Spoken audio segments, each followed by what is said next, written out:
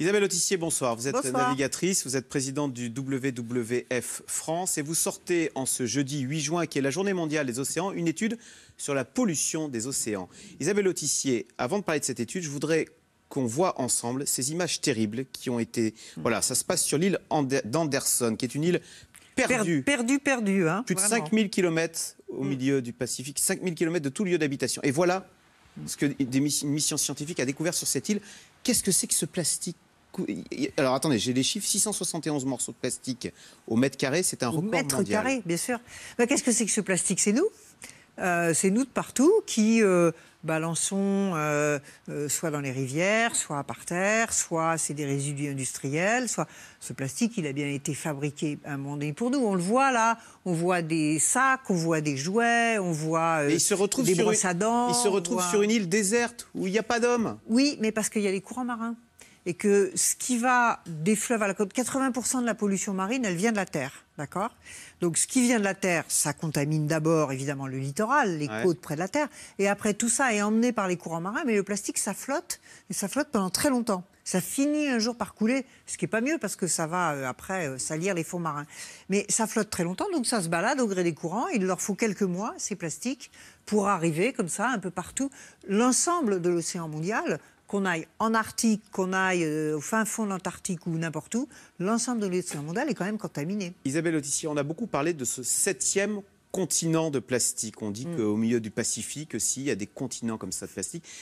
En tant que navigatrice, comment ça se passe? On le voit, ce continent de plastique? Non, ça c'est plutôt c'est une image de journaliste en fait, hein, avec... Bon, c'est l'amitié que j'ai pour les journalistes, mais c'est vrai que ça frappe. C'est pas un endroit où tout d'un coup on va marcher sur du plastique, voilà. C'est simplement un endroit où il faut bien imaginer que les courants marins, dans l'hémisphère nord et dans l'hémisphère sud, ils tournent comme ça. Ouais. Et à force de tourner, ils emmènent le plastique et ils finissent par le concentrer au milieu de ce qu'on appelle des gyres, comme son nom l'indique, hein, qui sont des gyres de courant. Donc évidemment, au milieu de tous les océans, on a une concentration, alors évidemment de sacs, de gros morceaux, mais ce qui est beaucoup plus grave, de tout petits morceaux qui sont... De micro-particules, de microbilles qui de sont le plastique. fait que ces gros morceaux se sont petit à petit délités. Mais c'est pire, voilà. ça, une pollution invisible, parce qu'on ne s'en rend pas compte. Alors non seulement on ne s'en rend pas compte... Mais les poissons ne s'en rendent pas compte. Les poissons, les oiseaux ne s'en rendent pas compte, personne ne s'en rend compte. C'est même, d'ailleurs, on l'a montré pour les oiseaux, souvent ils sont de couleur, ces petits morceaux, et ça les attire. Et donc ces oiseaux qui normalement mangent du plancton ou des petites bestioles, vont manger du plastique. Manger du plastique, c'est très mauvais pour la santé, comme chacun sait. Alors justement, Isabelle Autissier, avant de parler de votre étude, je voudrais citer cette phrase d'un rapport de l'ONU. En 2050, au rythme où vont les choses, il y aura plus de débris plastiques que de poissons dans les océans. Et 99% des oiseaux marins en auront avalé. Bien sûr, mais on est sur cette voie... Plus de plastique que de poissons. On a déjà 5 000 milliards de morceaux de plastique sur l'océan. Alors c'est un chiffre tellement gigantesque qu'on ne peut même pas se rendre compte. Il y en a partout.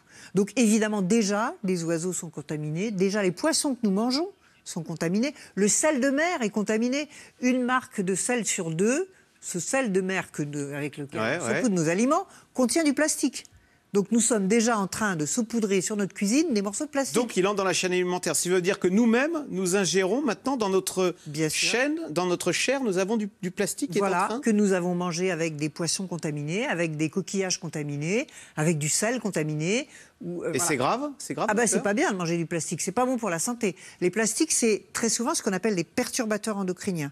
C'est des choses qui vont dérégler le système endocrinien. Sur plusieurs générations. Sur plusieurs générations, qui est quand même la machine de l'homme qui contrôle la reproduction, la croissance, le fonctionnement du foie. Et donc, ça induit tout un tas de maladies. Donc, c'est un vrai problème pour l'océan, mais aussi pour les hommes. Qu'est-ce qu'on peut faire alors?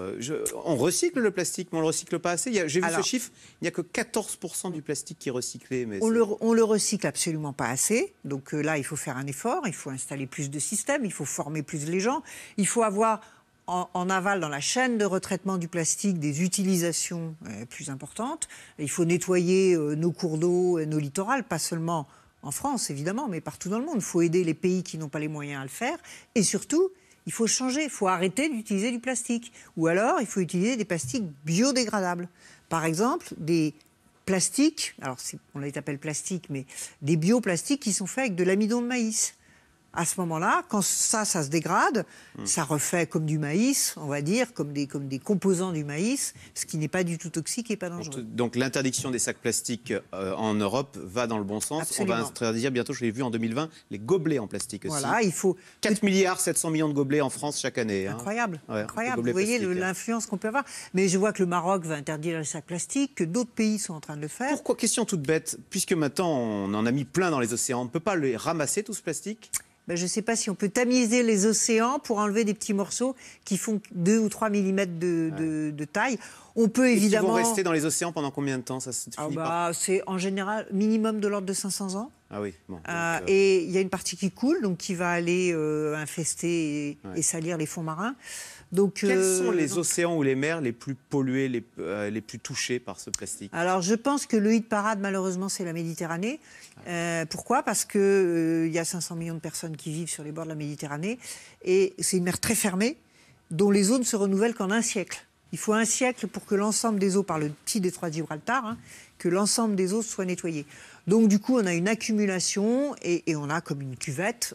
Et c'est une mer très polluée. C'est pour ça qu'on l'étudie. On a l'impression que l'immensité de l'océan qui recouvre, rappelons-le, 72% du globe, c'est tellement vaste qu'il est capable de recycler, de digérer, pardonnez-moi l'expression, toutes nos pollutions humaines. Est-ce que les poissons sont en danger? Est-ce que, entre la surpêche et le plastique, dans une génération, un filet de merlan, ce sera quelque chose de très rare? Oui, c'est tout à fait possible. Je pense qu'il faut en prendre conscience. L'océan, évidemment, à l'échelle de la planète, ça paraît beaucoup, mais à l'échelle du nombre d'hommes et surtout de la pollution générée par chaque être humain, c'est finalement assez petit.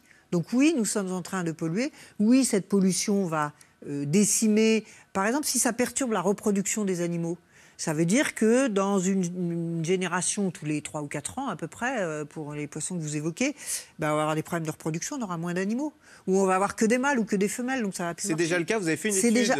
C'est déjà le cas. Quelle est votre étude sur le fait que les poissons ingèrent comme ça ce plastique? Bien sûr. Alors nous, on a étudié la Méditerranée et on a étudié les grands mammifères marins puisqu'on a la chance qu'il y en ait encore quelques-uns.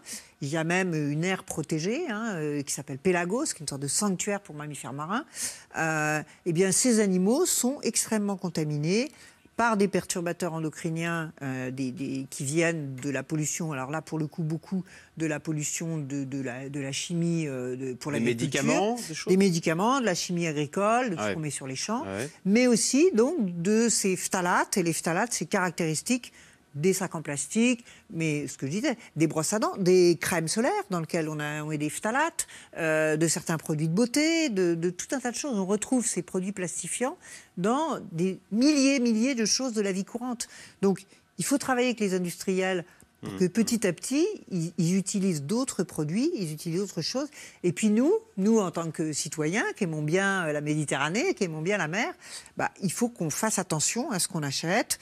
Il faut se dire que plutôt que d'acheter des choses en plastique, on peut les acheter en bois, en métal, en grès, en tissu, en que sais-je. Donc tout ça, c'est un peu des réflexes qu'il faut qu'on commence à avoir. Le problème, c'est que la pollution à terre, elle est visible. Et puis la terre, elle nous appartient, alors que l'océan, il appartient à tout le monde et à personne. Donc, quand ça appartient à personne, c'est pas ma responsabilité. C'est un peu comme dans la rue, vous jetez votre gobelet en plastique dans la rue parce que la rue... On ne le jetterait pas chez soi. On ne le jetterait pas dans son jardin, voilà. Donc il faut se rendre compte que la terre est notre jardin, que la terre est une terre que nous partageons entre les êtres humains et que si on la salope, pardonnez-moi l'expression, c'est nous que ça va impacter d'abord. Merci beaucoup Isabelle Autissier. Je rappelle cette phrase de l'ONU, en 2050, il y aura plus de plastique que de poissons et 99% des oiseaux marins en auront avalé. C'est dire s'il est temps de réagir. Présidente WWF France, merci. Merci. Vous restez avec nous tout de suite. Caroline Roux, c'est dans l'air. Raz-de-marée annoncé pour les candidats En Marche dimanche. À l'inverse, le Parti Socialiste s'attend à une déroute historique. C'est dans l'air est intitulé ce soir, législative, Macron tout puissant.